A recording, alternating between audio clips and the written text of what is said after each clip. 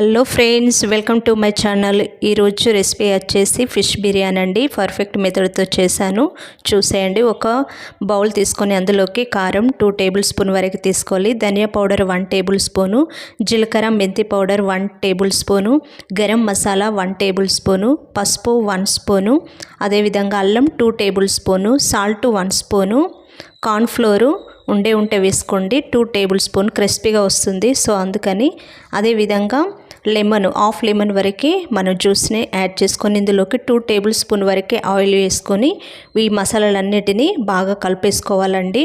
మన ఛానల్లో చాలా రెసిపీస్ ఉన్నాయి, ఖచ్చితంగా మీరు కూడా ట్రై చేసి చూడండి. ఫస్ట్ మన వీడియోకి లైక్ అయితే ఇచ్చేయండి. ఇప్పుడు నేను ముందుగా ఫ్రెష్గా కడిగి డ్రై చేసుకున్న ఫిష్ను మనం మ్యాగ్నేట్ చేద్దామండి. ఈ విధంగా ఫోక్స్తో మనము హోల్స్ చేసుకొని ఈ మసాలాలన్నిటిని బాగా పట్టేసుకొని ఒక 20 మినిట్స్ వరకు పక్కన పెట్టుకోవాలి. రిమైనింగ్ పేస్ట్ని కూడా పక్కన పెట్టేసుకోండి. ఇప్పుడు నేను బాస్మతి రైస్ని ఒక 3 గ్లాస్ వరకు తీసుకొని హాఫ్ అన్ అవర్ వరకు నానబెట్టుకోవాలి. ఇప్పుడు మనము ఈ ఫిష్లన్నిటిని నెమ్మదిగా మనము ఆయిల్లో డీప్ ఫ్రై చేసుకోవాలండి.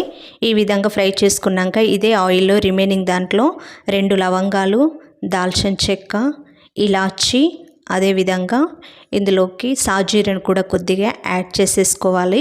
ఇప్పుడు పొడవుగా కట్ చేసుకున్న మిర్చిని వేసుకోవాలి. ఒక 3 వరకు వేసుకున్నానండి. కరివేపాకు నచ్చితే వేసుకోండి, ఒక రెమ్మ వరకు వేసుకున్నాను.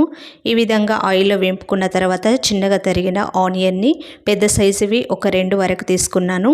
ఇప్పుడు ఇవన్నిటిని ఆయిల్లో వేపుకొని ఇందులో కొద్దిగా పుదీనా, అదేవిధంగా కొత్తిమీరను కూడా వేసుకొని కలిపేసుకోవాలి. ఇందులోకి కారాన్ని ఒక 1 స్పూన్ వరకు యాడ్ చేస్తున్నాను. గరం మసాలా 1 స్పూను, అదేవిధంగా మెంతి అండ్ జీలకర్ర పౌడరు ఒక హాఫ్ స్పూన్ వరకు, దాంతోపాటు ధనియా పౌడర్ 1 స్పూను, హాఫ్ స్పూన్ వరకు సాల్ట్ వేసుకొని లెమన్ కొద్దిగా పిండేసుకొని ఈ రిమైనింగ్ ఉన్న పేస్ట్ని కూడా ఇందులో కలుపుకొని కంప్లీట్గా కలిపేసుకోవాలి. ఇప్పుడు ముందుగా మనము జ్యూస్ పట్టుకున్న టమాటా జ్యూస్ని ఇందులో యాడ్ చేయాలి. ఒక 4 వరకు తీసుకున్నానండి. ఇవి పచ్చివాసన పోయేంత వరకు, మనకు ఆయిల్ ఈ విధంగా పైకి తేలేంత వరకు మనము మగ్గించేసుకోవాలి. బాస్మతి రైస్ను 80% వరకు కుక్ చేసిన తర్వాత మనము ఈ పేస్ట్ ఇందులో ఉంది కదా, ఇది కొద్దిగా తీసేసి రిమైనింగ్ కొద్దిగా అడుగున ఉంచేయాలండి. ఇదే పాత్రలో నేను బిర్యానీ చేస్తాను. సో ఇందులోకి కొద్దిగా పుదీనా, అదేవిధంగా కొత్తిమీర, ఫ్రై చేసుకున్న ఆనియన్, అదేవిధంగా ఈ రైస్ను ఫస్ట్ లేయర్లో నేను ఫిష్ వేయట్లేదు.